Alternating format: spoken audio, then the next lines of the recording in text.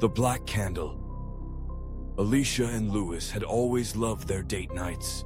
Every Friday, without fail, they would venture into the city, hand in hand, exploring new restaurants and indulging in their love for culinary adventures.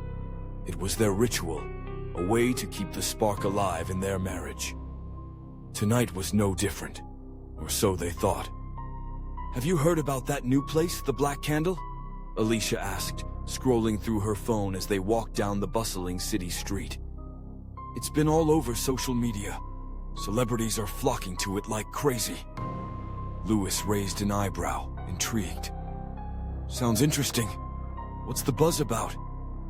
"Apparently, the food is out of this world.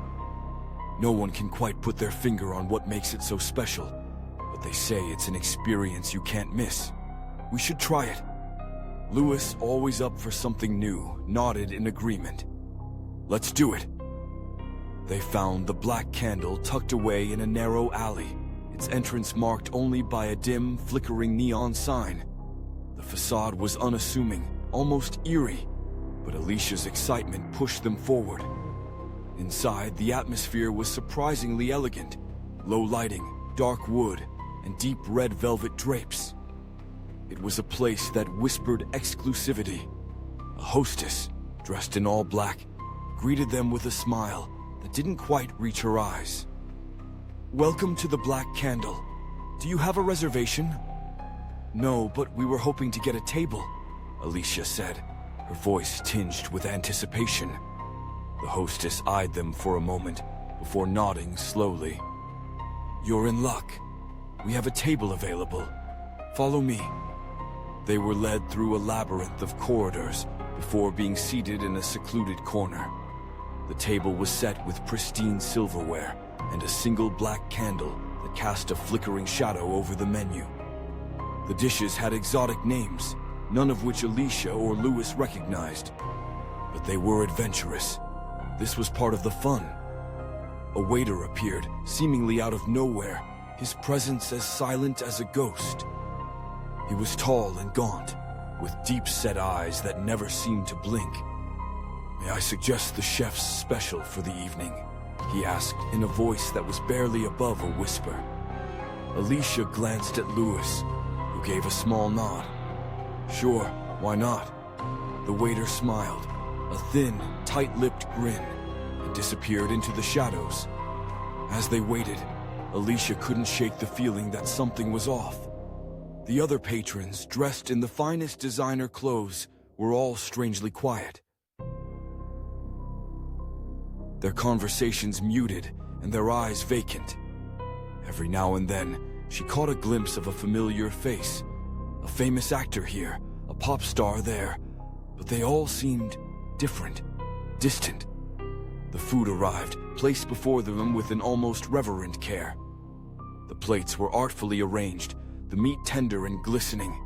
The aroma was intoxicating, and without a second thought, they dug in. The first bite was heavenly, unlike anything they'd ever tasted. It was rich, savory, with an underlying flavor that was both foreign and familiar.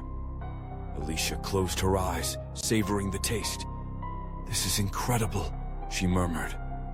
But as they continued to eat, a strange sensation crept over them, an unsettling awareness that something was terribly wrong. Alicia looked up from her plate and saw that the waiter and other staff members had gathered in the shadows, watching them with unnerving intensity. Louis suddenly froze, his fork hovering in midair. "Alicia, does this taste strange to you?" Alicia's stomach churned as a horrible realization dawned on her. The taste, that inexplicably delicious flavor, it was too rich, too human. Before she could speak, the lights dimmed further, and a low chant began to rise from the corners of the room. The other patrons, those famous faces, turned toward the center of the room, their eyes glazed over, their lips moving in unison as they recited ancient, guttural words. The staff joined in, their voices deepening, the chant growing louder, more insistent. Alicia and Louis were frozen in place, horror gripping them as they realized they had become part of something unspeakable. Suddenly, the waiter appeared beside them, his gaunt face inches from theirs. "You've tasted the offering," he whispered, his breath cold against their skin. "Now you must join us in the ritual." Alicia's heart pounded in her chest as the chanting reached a fever pitch. The black candle on their table flared, casting grotesque shadows on the walls. The room seemed to close in on them, the walls pressing closer, the air thick with the stench of decay.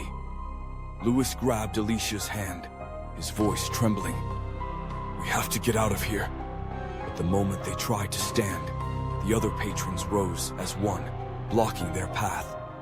Their eyes were hollow, their faces devoid of emotion as they advanced, their movements eerily synchronized.